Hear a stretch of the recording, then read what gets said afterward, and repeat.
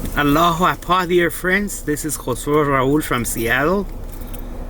From my humble office, from my Toyota Avalon from 2004, I am sharing some spiritual wisdom from ʻAbdu'l-Bahá. This comes from the book Selections from the Writings of ʻAbdu'l-Bahá. This is selection 145. You can find it in the physical book as well. This section, which is 5 minutes long, talks about spiritual discoveries. So I found it very interesting and I want to share it with you. 145. Thou didst write as to the question of spiritual discoveries. The spirit of man is a circumambient power that encompasseth the realities of all things. Whatsoever thou dost see about thee, wondrous products of human workmanship, inventions, discoveries, and like evidences, each one of these was once a secret hidden away in the realm of the unknown. The human spirit laid that secret bare, and drew it forth from the unseen into the visible world. There is, for example, the power of steam, and photography, and the phonograph, and wireless telegraphy, and advances in mathematics. Each and every one of these was once a mystery, a closely guarded secret. Yet the human spirit unraveled these secrets and brought them out of the invisible into the light of day. Thus is it clear that the human spirit is an all-encompassing power that exerteth its dominion over the inner essences of all created things, uncovering the well-kept mysteries of the phenomenal world. The divine spirit, however, doth unveil divine realities and universal mysteries that lie within the spiritual world. It is my hope that thou wilt attain unto this divine spirit, so that thou mayest uncover the secrets of the other world, as well as the mysteries of the world below. Thou didst ask as to chapter 14, verse 30 of the Gospel of John, where the Lord Christ saith, Hereafter I will not talk much with you, for the prince of this world cometh, and hath nothing in me. The prince of this world is the blessed beauty, and hath nothing in me signifieth, after me all will draw grace from me. But he is independent of me, and will draw no grace from me. That is, he is rich beyond any grace of mine. As to thy question regarding discoveries made by the soul after it hath put off its human form, certainly that world is a world of perceptions and discoveries, for the interposed veil will be lifted away, and the human spirit will gaze upon souls that are above, below, and on par with itself. It is similar to the condition of a human being in the womb, where his eyes are veiled, and all things are hidden away from him. Once he is born out of the uterine world, and entereth this life, he findeth it, with relation to that of the womb, to be a place of perceptions and discoveries, and he observeth all things through his outer eye.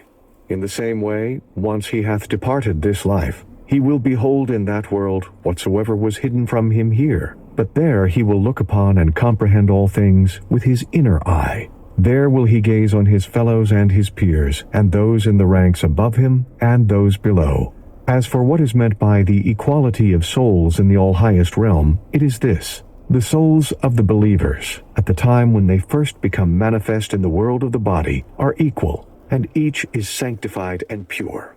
In this world, however, they will begin to differ one from another, some achieving the highest station, some a middle one, others remaining at the lowest stage of being. Their equal status is at the beginning of their existence. The differentiation followeth their passing away. Thou didst write as to Seir. Seir is a locality near Nazareth in Galilee.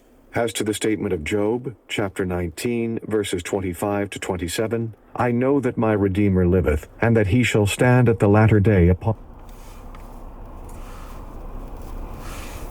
The meaning here is, I shall not be abased. I have a sustainer and a guardian, and my helper, my defender, will in the end be made manifest.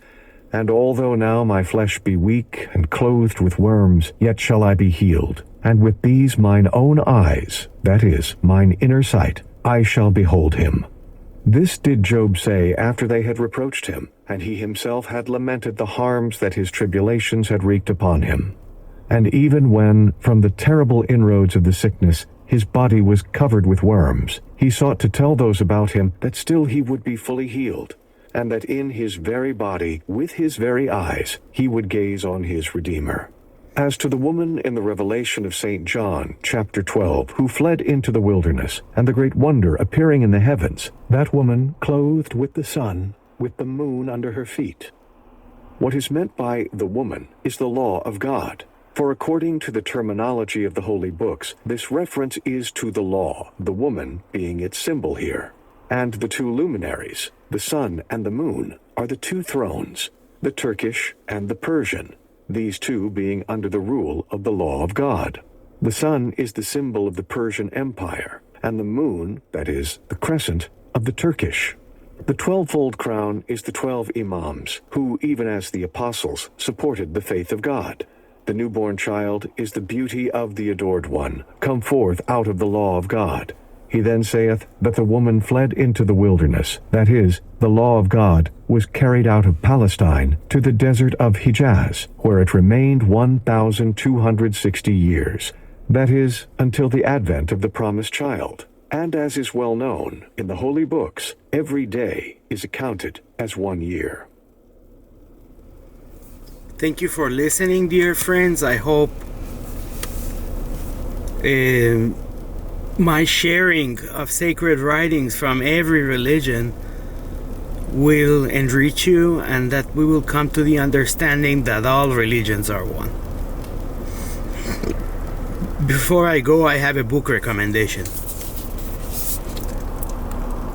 It's called Black Liturgies. It's a beautiful book. I highly recommend it. Go to Third Place Books. They have it there, or order it on Amazon. I love you. And please be kind to yourself.